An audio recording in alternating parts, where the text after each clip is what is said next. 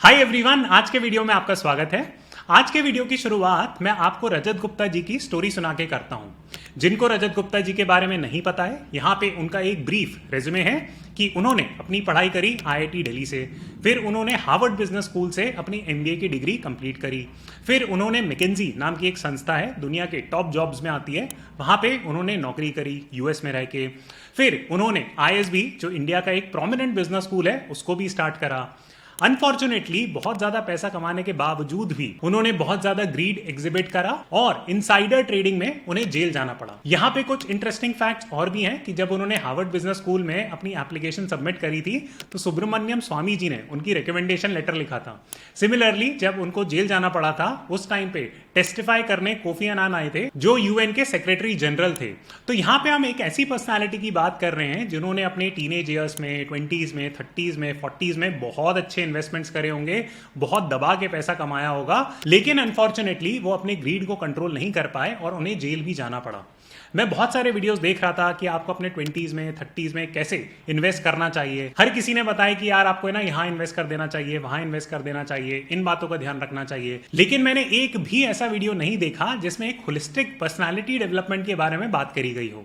तो ये video actually मैं आपके लिए नहीं बना रहा हूँ, ये वीडियो मैं अपने बेटे के लिए बना रहा हूँ। मेरे बेटे की एज अभी 2.5 साल है एंड मैं उम्मीद करता हूँ कि वो आगे चल के ये वाला वीडियो देखेगा। तो ये मैं एक बहुत ही ऑनेस्ट कॉन्वर्सेशन रखूंगा और सिंपल 5 पॉइंट में बातें करूंगा कि क्या 5 इंपॉर्टेंट बातें आपको ध्यान में रखनी चाहिए अगर आप अपने 20s में हो, 30s में हो या टीनेज ईयर्स में भी हो। इससे आपको money related, personality related, investment related बहुत इंपॉर्टेंट बातें मैं आपको समराइज करके बताऊंगा। ये सारी बातें मैंने खुद ट्रायल एंड एरर से सीखी है, खुद अपने एक्सपीरियंस से सीखी है, तो मैं समराइज करके प्रेजेंट करूंगा। यहाँ पे मेरा गोल ये नहीं है कि मैं किसी के भी कैरेक्टर को जज करूं, मैं कोई नहीं होता हूं मिस्टर रजत गुप्ता के बारे में कमेंट करने वाला, मेरी पर्सनालिटी उनके सामने कुछ भी नहीं है, लेकिन मैं हर किसी की स्टोरी से कुछ ना कुछ सीख सकता हूं और उनकी स्टोरी से भी सीख लेते हुए मैं कुछ बातें अपने बेटे को पास ऑन करना चाहूँ। तो सबसे पहला इंपॉर्टेंट मुद्दा जो मैं पैसे के बारे में अपने बेटे को समझाना चाहूंगा वो ये है कि रिस्पेक्ट मनी। रिस्पेक्ट मनी का मतलब कि जैसे अगर आपने अभी कई सारे इन्फ्लुएंसर्स को देखा होगा, वो अपना बड़ा बंगला, घोड़ा, गाड़ी ये सब दिखाते रहते हैं और बोलते हैं कि हमारा 500 रुपए का वेबिनार ज्वाइन कर लो।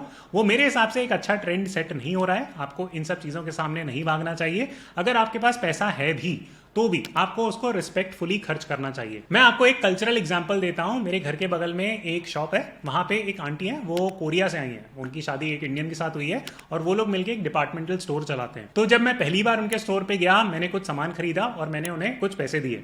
फिर पैसे बच गए तो उन्होंने मुझे चेंज लौटाई एंड उन्होंने दोनों हाथों से पकड़ के उस 10 रुपए के नोट को मुझे वापस दिया। तो मैंने आंटी से पूछा कि आंटी आप इतने रिस्पेक्टफुली नोट वापस क्यों कर रहे हो? तो उन्होंने बोला कि यार हमारे कल्चर में ये सिखाया जाता है। मैं ये नहीं बोल रहा कि इंडियंस पैसे की रिस्पेक्ट नहीं करते हैं, हम लोग भी बहुत रिस्पेक्ट करते हैं, लेकिन ये एक ऐसी स्टोरी है जो मेरे दिमाग में रहती है। सिमिलरली अगर आप जापानीज लोगों को देखोगे तो आप नोटिस करोगे कि वो एक बहुत रेवरेंस से या बहुत शिद्दत से खाने की तरफ देखते हैं। चाहे इंसान कितना भी अमीर हो, अगर वो सीईओ भी हो किसी कंपनी का और वो बफे में जाके खाना खा रहा है तो खाना बर्बाद नहीं करेंगे। वो जाके झुक के खाना खाते हैं, खाना लेते हैं। उनका मानना ये होता है कि हमें नेचर से एक गिफ्ट मिल रही है। तो मेरी सिंपल सी रिक्वेस्ट आपसे सिर्फ इतनी रहेगी कि अगर आप एक यंगस्टर हो, आपके पास लाखों, करोड़ों, अरबों रुपए हैं, आप खाना खा सकते हो, कभी भी खाने को बर्बाद मत करना। सिमिलरली कभी भी पैसे को बर्बाद मत करना। अगर आपका काम एक बेसिक गाड़ी जो सेफ है, सिक्योर है, वो खरीद के चल सकता है, कृपया करके उस पैसे को बर्बाद ना करें, उसको फ्लॉन्ट ना करें। तो सिंपल सा पॉइंट ये है। यहाँ पे मैं ज्यादा उपदेश नहीं दूंगा। मैं उम्मीद करता हूं कि आपको ये पहला पॉइंट समझ में आ गया होगा। चलिए अब दूसरे पॉइंट की तरफ चलते हैं कि हम जब भी अपने करियर में होते हैं, हम प्रॉबली क्लास 10th से क्लास 12th में यूपीएससी प्रिपरेशन अगर कोई कर रहा हो, इंजीनियरिंग की प्रिपरेशन कर रहा हो, कॉलेज में कुछ भी पढ़ रहा हो, हमें हमेशा ये टेंशन लगी रहती है कि यार करियर में आगे क्या होगा।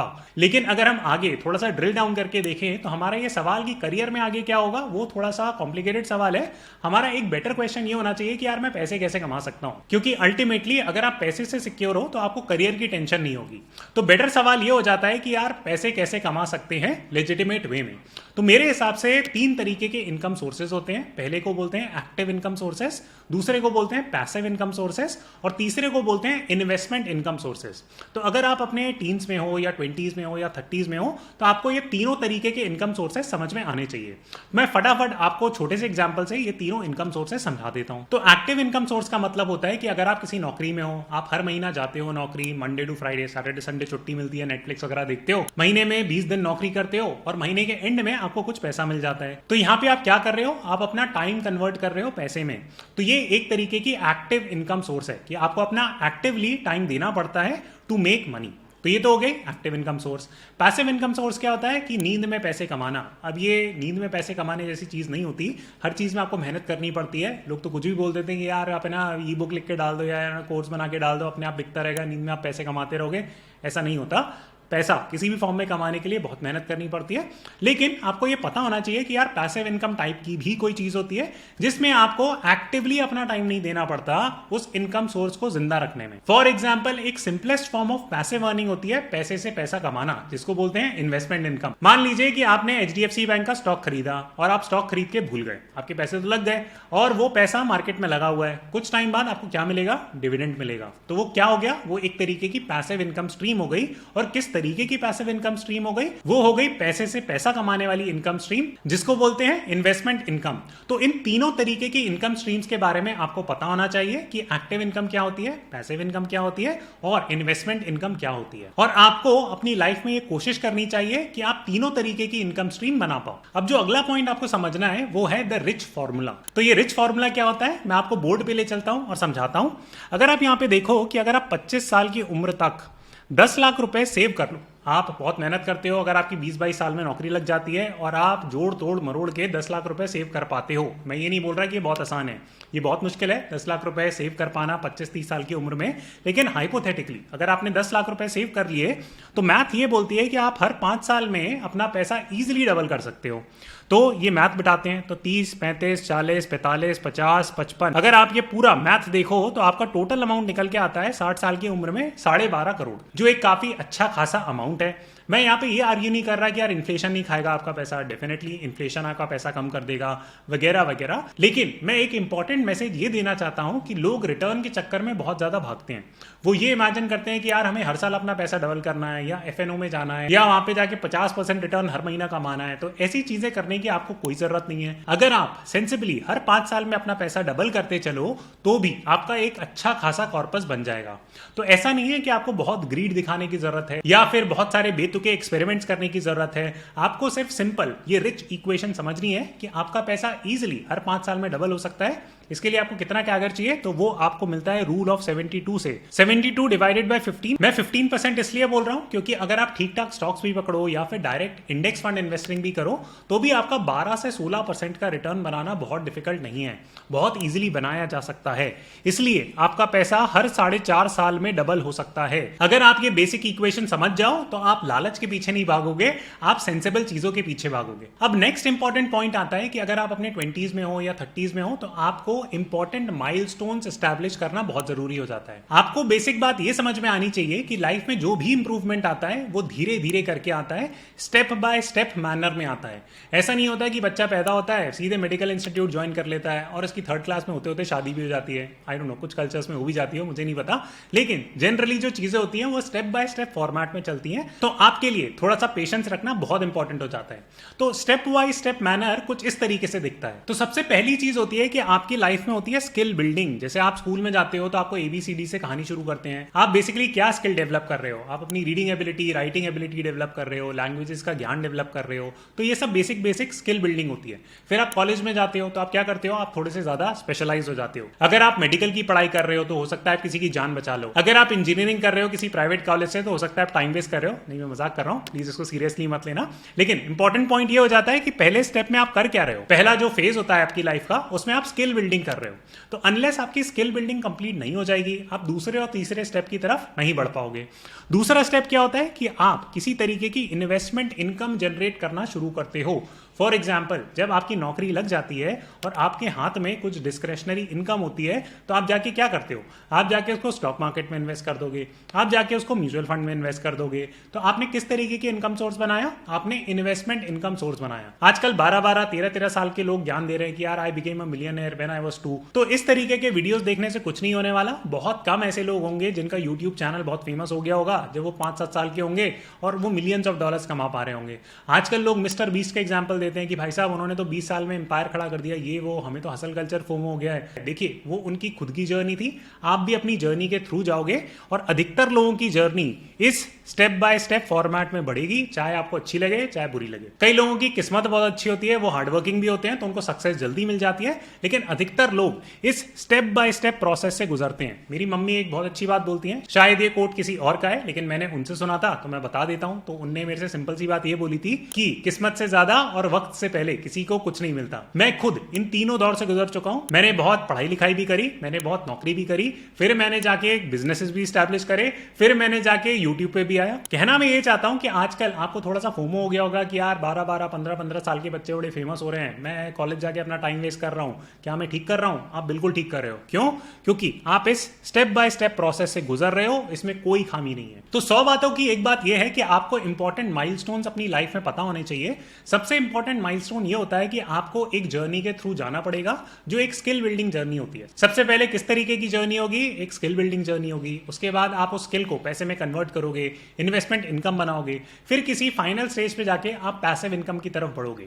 हो ये सकता है कि ये स्टेजेस थोड़ी सी स्विच हो जाए यहां से वहां, डिपेंडिंग आप किस तरीके का काम पकड़ रहे हो, लेकिन अपने ऊपर प्रेशर मत लेना। अब इससे ही जुड़ा मुद्दा ये आता है कि आपको है ना रिलैक्स एटीट्यूड नहीं रखना है। अब आप जाके अपने दोस्तों से और अपने मम्मी पापा से ये मत बोलना कि यार मैं तो अक्षत का वीडियो देख रहा था, उसने तो जाके बोला कि यार देखो पांडा बन जाओ और है ना क्रोकोडाइल मगरमच्छ बन जाओ और लेट जाओ और कुछ मत करो। नहीं, मैं ऐसा कुछ नहीं बोल रहा हूं। आपको मेहनत बिल्कुल करनी है, आपको एफर्ट जारी रखने हैं और एक स्ट्रैटेजी और फोकस के तहत बढ़ना है। अब स्ट्रैटेजी और फोकस क्या हो सकता है? तो ऐसा नहीं कि आपने अपने ऊपर ढेर सारा प्रेशर ले लिया और आपको हेल्थ प्रॉब्लम्स होने लग गई। कृपया करके ऐसा मत करिएगा, थोड़ी सी बुद्धि लगाइएगा। तो मैं आपको सिंपल टारगेट्स दे देता हूं। तो सबसे पहली चीज क्या है कि आप अपनी स्किल बिल्डिंग करो। अगर आप कॉलेज में हो या आप अभी रिसेंट ग्रेजुएट हो तो भाई आपको कुछ नहीं सीखना स्टॉक मार्केट के बारे में। आप सिंपल अपना निफ्टी 50 में पैसा डालते रहो, आप म्यूचुअल फंड में पैसा डालते रहो, आप अपनी स्किल बिल्डिंग पे ध्यान दो। जिस नौकरी से आपका पैसा आ रहा है आप उस चीज को ऑप्टिमाइज करो। इस स्टेज पे आप क्या कर रहे हो? आप अपनी एक्टिव इनकम ऑप्टिमाइज कर रहे हो।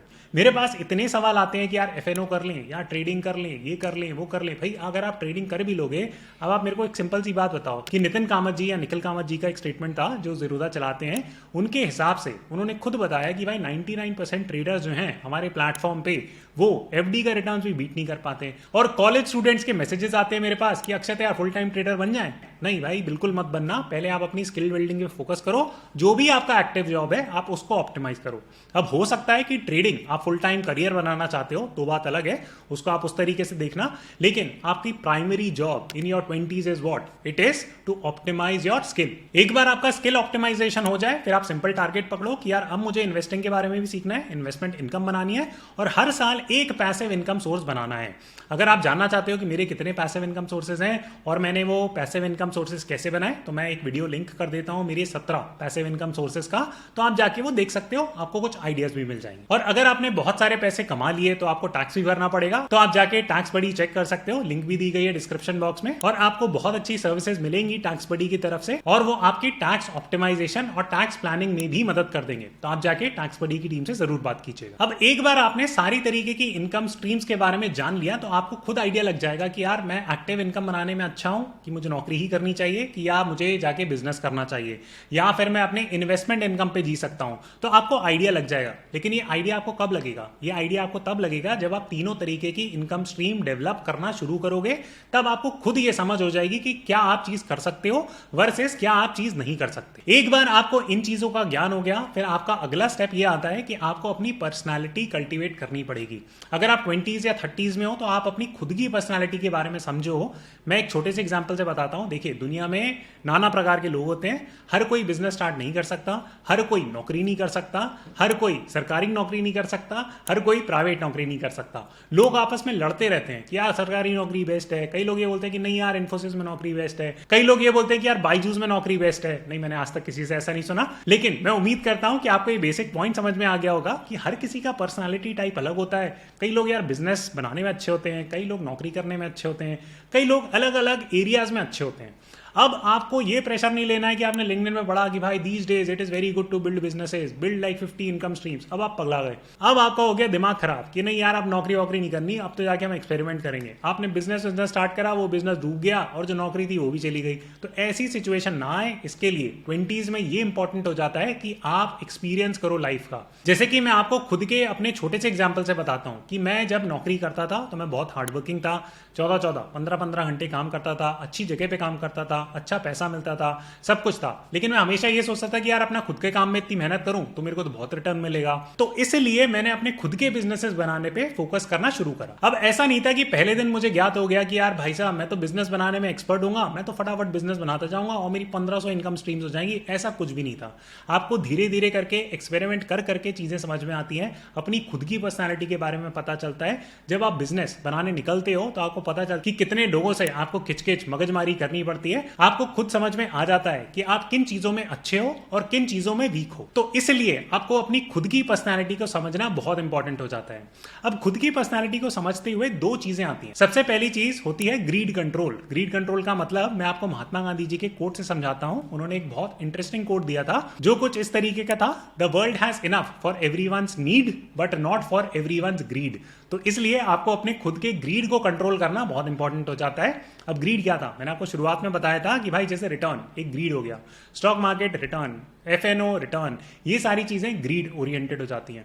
आपको अपना एक स्टॉप पॉइंट पता होना चाहिए कि भाई इतना पैसा मेरे पास आ गया तो मैं खुश हूं। मैं आपको नहीं बता सकता वो 100 करोड़ है, 500 करोड़ है, 5000 करोड़ है, लेकिन आपको खुद अपने आप को पैसे से डिफाइन करना बंद करना पड़ेगा। अगर आप अपने आप की सेल्फ वर्थ को, बाकी सारी चीजों को हमेशा पैसे से रिलेट करके देखते हो कि पैसा ही आपको खुशी देता है, तो आप हमेशा परेशान रहोगे। अब आप बोलोगे कि यार अब मैं संत महात्मा बन जाता हूं, हिमालय चला जाता हूं और सब कुछ त्याग मुक्ति करके कुछ टाइम के बाद संन्यास ले लूंगा। क्यों? क्योंकि अक्षत ने बोला था। नहीं, ऐसा मैंने कुछ नहीं बोला। अब आपको दूसरा एस्पेक्ट भी समझना पड़ेगा। आपको दूसरा एस्पेक्ट ये है कि अगर आप बहुत ज्यादा सेटिस्फाई हो जाओगे तो आप कभी एफर्ट ही नहीं मानोगे। अब आपके अंदर वही आलसीपन और मगरमच्छ प्रवृत्ति आ जाएगी। तो इसलिए आपको अपनी पर्सनैलिटी को समझते हुए खुद का बैलेंस फाइंड आउट करना बहुत इंपॉर्टेंट हो जाता है। अब आप बोलोगे कि अक्षत आपने तो बहुत आसानी से बोल दिया कि बैलेंस फाइंड आउट कर लो। अब मैं बैलेंस फाइंड आउट कैसे करूं? आपको लाइफ एक्सपीरियंस करके चीजें समझ में आएंगी। फॉर एग्जाम्पल, मेरे कई सारे दोस्त हैं जो मेरे साथ जब कॉलेज में थे, उनका ड्रीम था कि वो जाके इन्वेस्टमेंट बैंकिंग या मैनेजमेंट कंसल्टिंग टाइप की नौकरी करें। हम लोग काफी यंग थे, हमारे अंदर बहुत जोश था,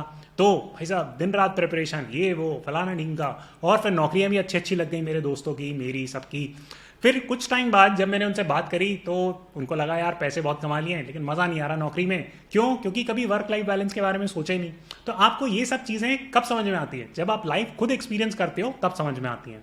ऑन द फ्लिप साइड, मेरे कई सारे दोस्त हैं जो अभी भी अच्छी अच्छी कंपनियों में, मैकेंजी, BCG, बेन, इन सब में पार्टनर की पोजीशन पे हैं, जो बहुत बड़ी पोजीशन होती है, और वो इंजॉय कर रहे हैं अपनी लाइफ। तो हर किसी का work life balance find out करना, पैसे की नीड समझना, ये सब चीजें आपको खुद ही आएंगी, और वो तभी आएंगी जब आप लाइफ को एक्सपीरियंस करोगे। अब मेरी तरफ से फाइनल बोनस पॉइंट ये आता है कि लाइफ में विजडम बिल्ड करना बहुत इंपॉर्टेंट है। और अगर आप 20s में हो तो अगेन आपको विजडम बिल्ड करना बहुत इंपॉर्टेंट है। अब विजडम क्या होता है? विजडम होता है सही और गलत की समझ। आपके मम्मी पापा या दादा दादी, नाना नानी आपको हमेशा नहीं बताते रहेंगे कि क्या चीज सही है, क्या चीज गलत है। आपको ये समझ खुद कल्टीवेट करनी पड़ेगी। क्यों? क्योंकि आपको कई सारे डिसीजन लाइफ में इंडिपेंडेंटली लेने पड़ेंगे। आपको कई सारे डिसीजन लाइफ में प्रेशर के तहत लेने पड़ेंगे।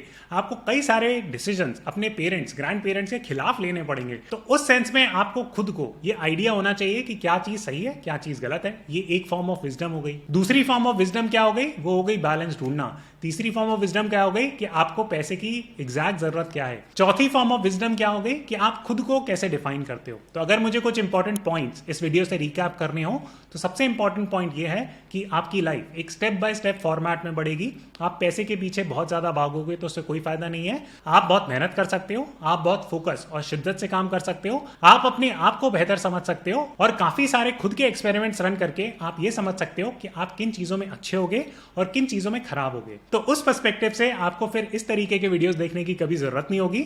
आपको खुद आंसर मिल जाएगा कि आपको अपने 20s और 30s में कहां पे निवेश करना चाहिए। मैं उम्मीद करता हूं कि आपको ये वीडियो पसंद आया होगा। अगर वीडियो पसंद आया है तो जरूर लाइक करिएगा और इस चैनल को सब्सक्राइब भी करिए, और मैं आपसे जल्द मिलता हूं।